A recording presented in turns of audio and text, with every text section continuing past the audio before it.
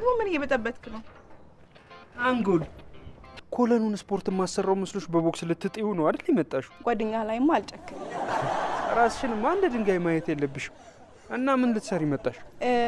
እኔ የምልህ አንድ ነገር እንድትተባበረኝ ፈልጌ ነበር። የለኝም ገንዘብ አበድረኝ ልትይ ነው? ብለህ ሳታበድረኝ? አዎ እንድትወስጁ ነው የምሰጥሽ። እንደውም ቦር ልክፈልሽና አጠገቤ ድርሽ አትበይ። ትጠላኛለህ ማለት ነው? አረ በፍጹም ጠላቶቻችሁን እኮ ውደዱ ይላል። እሺ ምንድነው የምተባበር? ጉዳዩ ከበድ ስለሚል ቁጭ ብለን እናውራ። ለመሸከም እንዲመች ቆመና ይሻል። አቦ አውሪ እባክሽ። ይኸውልህ በፊት ፍቅረኛ ነበረኝና ተለያይተናል። አሁን ደግሞ እሱ ከኔ ጋር መመለስ ይፈልጋል። እኔ ደግሞ አልፈልግም። እና እኔ አፈላላጊ ኮሚቴ ነኝ?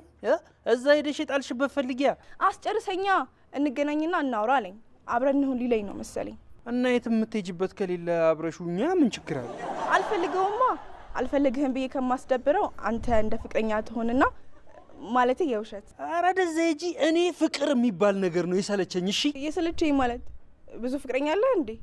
ስላጣው ነው እንጂ የውሸት ነው እኮ። ምን አለ ብትተባበረኝ? እኔ እህት አይደለሁ? ክፈይም ካልከኝ ከፍልሃለሁ። እሺ በቅድሚያ ክፈይ። እንዴ የለኝማ።